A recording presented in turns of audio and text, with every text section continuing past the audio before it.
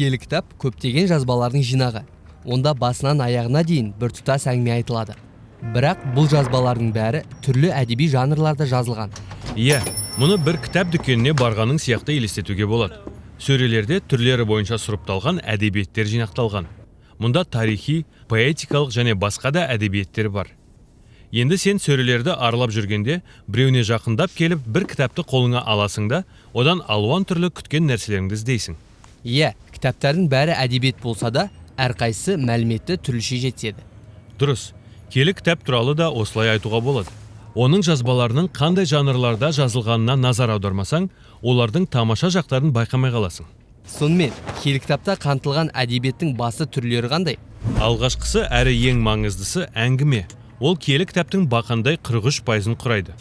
Бұдан кейін киелі кітаптың 33%-ын құрайтын поэзия. Сосын жай мәтіндер деп аталатын тағы бір жанр бар. Киелі кітаптың қалған 24%-ы сол жанрда жазылған. Сонда киелі кітаптың жартысына жуық бөлігі әңгімеден тұрады ғой? Иә, бұл кездейсоқ емес. Адамдар мәлімет алмасу ретінде көбінесе әңгімелеседі. Құдай миымызды мәліметті әңгіме арқылы қабылдауға бейімдеп жаратқан. Сонымен қатар әңгімелер шынында ұнамды. Неге солай екен? Себебі әңгімелер бізді өмірде болатын, өзара байланысы жоқ болып көрінетін бірнеше оқиғаны рет-ретмен орналастырып түсінуге көмектеседі. Сөйтіп, оқиғаларға тұтас қарағанда, бәрінің мән мағынасы мен мақсатын ұға бастайсың. Мұның барлығы не арқылы байланысады? Бүкіл жақсы әңгімелерде арман тілегі бар бір кейіпкер болады. Осындай кейіпкер арқылы туындыгер назарымызды өмірдегі басты сұрақтарға аударады. Мысалы, мен кіммін? Өмірде шынымен не маңызды? Жақсы әңгімеде әрқашан қандай да бір қақтығыста кездеседі. Иә, бұл өз өмірімізде болып тұратындай шешілуге тиісті мәселе. Ол бізді өзіміз тап болған қиыншылықтар туралы ойландырады. Неге дүниеде қайғы қасірет пен көңіл қалатын жайттар соншама көп? Ал бұған байланысты не істей аламыз? Әңгімелер әдетте белгілі бір шешіммен аяқталады. Бұл бізге өміріміздегі жағдайларға қатысты үміт береді. Киелі кітап әңгімелеріндегі кейіпкерлер маған қалай өмір сүру керектігін көрсете ме? Ондағы басты мақсат бұл емес. Киелі кітап кейіпкерлерінің көбінде үлкен кемшіліктер бар. Олардың мұндай жақтарына еліктеуші болма. Бірақ біз сол кейіпкерлерге қарап, өзімізді көргеніміз жөн. Бұл бізге өз өміріміз бен кемшіліктерімізге басқа көзқарас тұрғысынан қарауға көмектеседі. Оны тіпті байқамасаң да, осы әңгімелер саған әсер етіп, сенің дүниеге, басқаларға және өзіңе деген көзқарасыңды өзгерте бастайды. Киелі кітапта әңгіме жанрының бірнеше түрі кездеседі. Иә, онда тарихи әңгімелер, сонымен бірге астарлы әңгімелер мен қысқа өмірбаяндар да бар. Мысалы, 4 ізгі хабар. Бұлардың бәрін кейінгі видеоларда қарастырамыз. Жақсы, ал кейінгі жанр поэзия. Шынын айтқанда, мен оны көп оқымаймын. Иә, адамдардың көбі сондай. Бірақ киелі кітаптағы әр 3 тараудың біреуі поэзия. Онда поэзия неге соншама көп? Себебі поэзияда қолданылатын жасампаз тіл мән мағынаға толы. Ол түрлі бейнелерді байланыстырып, бізге дүниеге басқаша қарауға көмектеседі. Өлеңдерде жиі қолданылатын теңеулер сезімдеріңді оятып, қиялыңа қанат бітіреді. Иә, өлеңдердің тілі қызық екен. Бірақ туындыгер маған қажеттіні жалпақ тілмен айтса, оңайрақ болмас па еді? Мынаған көңіл бөлші.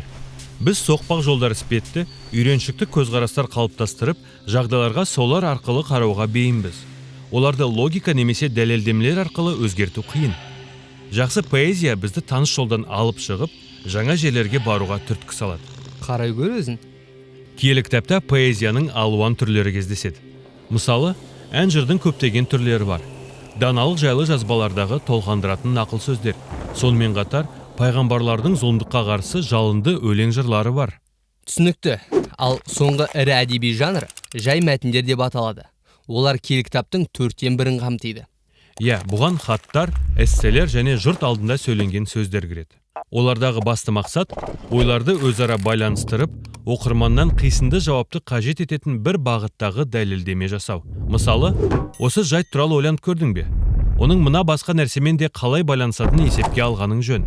Егер осылай істесең, онда мына нәтижеге келетінді көресің. Енді осы тұжырымды есепке алған жөн. Сондықтан сол нәрсені істеуді доғаруың керек болатын шығар. Мұндағы мақсат мына басқа жайттың орын алуы. Демек, мені қисынға сүйеніп сендіруге тырысып жатырсың ғой. Иә, жай мәтіндердің құрылымы оқырманды қисынды да жүйелі ойлауға және соған сәйкес келетін әрекет жасауға түрткі етеді. Киелі кітаптағы жай мәтіндерге заң жинақтары, даналық әдебиеті және елшілер жазған хаттар кіреді. Сонда киелі кітаптағы әр жазбаның өз әдеби жанры бар деген сөз бе? Жоқ, жазбалардың көбінің басты жанры бар, мысалы әңгіме. Бірақ сол әңгіменің ішінде өлең жырлар, астарлы әңгімелер немесе заң жинақтары кездесіп отырады. Киелі кітаптың әрбір жазбасында әдеби жанрлардың бірегей жинағы бар. Бұл жазбаны түсінуім үшін ондағы әдеби жанрлардың әрқайсысын және оның қалай әрекет ететінін білуім қажет.